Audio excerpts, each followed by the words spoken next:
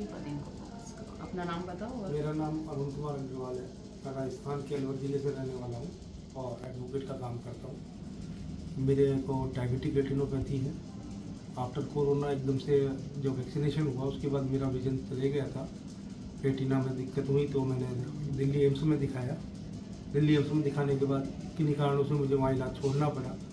उसके बाद मुझे किसी ने बताया कि नहीं, ये है जयपुर में है राष्ट्रीय आयुर्वेद संस्थान, वहाँ पर डायबिटीज़ के ऊपर काफ़ी रिसर्च वर्क हुआ है, तो आप एक बार वहाँ जाके दिखाएं। तो उसके बाद मैं 16 दिसंबर को आया, तो तब से मेरे कई थेरेपी हुई है। आश्वासन है, परिक्षेप है, मुखलेप है। डायबिटीज़ का इफेक्ट मेरे चेहरे पे भी था, जिसकी वजह से सूजन थी।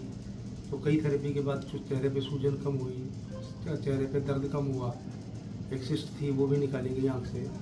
और सबसे ज़्यादा फर्क तो वैसे ज़्यादा फर्क नहीं आया, लेकिन जो चुभन है रोशनी की, वो उसमें काफ़ी रिलीफ मिला है कि जैसे तेज़ धूप में देखते हैं तो उसमें देख नहीं पाते थे बिल्कुल भी।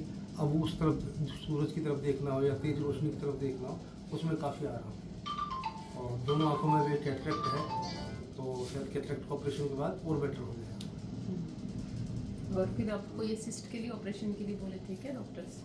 नहीं, वो पहले सिस्ट नहीं थी, तो सिस्ट आपकी अब यही कुछ समय से बनी होगी जो आपने निकाली। इसके अलावा आपको यहाँ मतलब कैसा लगा? विजन में थोड़ा तो इम्प्रूवमेंट? हाँ, विजन में थोड़ा इम्प्रूवमेंट है कि एक तो खुजली मेरे को जो बार बार इरिटेशन होती है आंखों में, आंखें मसल रहे थे, तो उसमें काफ़ी आराम मिला है। आंखें जो है रूखापन है वो काफ़ी कम हुआ है।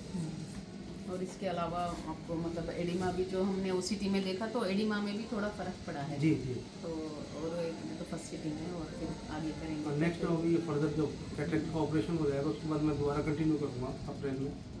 एलोपैथी वाले आपको क्या मना कर दिए थे ट्रीटमेंट के लिए? क्या बोले? उस समय एक तो मेरे लेफ्ट आई में इन्फेक्शन हो गया था आफ्टर इंजेक्शन, और सेकंड मेरा बेटा एक्सपायर हो गया था। इस दो कारण इंजेक्शन लिए थे क्या? मैं राइट में मेरे को 2 इंजेक्शन और लेफ्ट में 1, तो इम्प्रूवमेंट आ गया था, लेकिन मेरा बेटा एक्सपायर हो गया था दोनों में, इस वजह से छोड़ना पड़ा। और इसके अलावा आप इतने दिन रहे तो यहाँ का वातावरण कैसा लगा? यहाँ का वातावरण काफ़ी अच्छा है। और आपका ट्रीटमेंट है यहाँ ट्रीटमेंट हुआ? बहुत और बेहतर है, ये सारा स्टाफ बहुत कोऑपरेटिव है, यहाँ पर कोई दिक्कत नहीं है। तो पेशेंट अकेले भी यहाँ पर आते रह सकता है, कोई अटेंडेंट की भी जरूरत नहीं है। अगर वो सक्षम है चलने फिरने में तो उसको किसी अटेंडेंट की भी जरूरत नहीं है। और यहाँ आपके पैसे कितने खर्च हुए जैसा बाहर आपने कराया था उसका? वहाँ पर तो दिल्ली एम्स में उस इंजेक्शन के और कुछ प्रोसीजर चार्जेस थे, बाकी सब चीज़ें उसी समय 6 महीने पहले ही गवर्नमेंट ने फ्री कर दी, इंजेक्शन के पैसे लगे थे।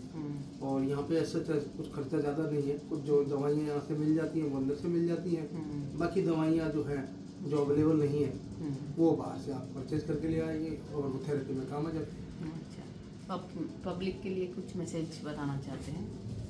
मैं ये कहना चाहता हूँ कि कोई भी व्यक्ति जो अन्य जगह पर जाके दिखा चुका हो, फर्क ना पड़ रहा हो, वो एक बार राष्ट्रीय आयुर्वेद संस्थान यहाँ पर जयपुर जरूर आकर के दिखाए, जिससे निश्चित रूप से उसको उसके रोगों में फ़ायदा मिलेगा। एक बार यहाँ जरूर आए। आपको लीच थेरेपी कराई गई थी, उससे कुछ फर्क पड़ा? हाँ, उस समय विजन थोड़ा बेटर हुआ था। आपका आईओपी भी बड़ा हुआ था ना? आईओपी बढ़ा हुआ था, प्रेशर बढ़ा हुआ था, प्रेशर कंट्रोल में आ गया ना? कंट्रोल में आ गया। सुबह कितना था आईओपी पहले? 35 था ना? उस समय 21-22 था और शायद 27-28 के आसपास राइट में था। 27-28। हाँ, अब लगभग 20-22 ये भी चल रहा है। नॉर्मल है। हाँ, कई बार 18 भी आया दोनों आंखों में बिफोर थेरेपी।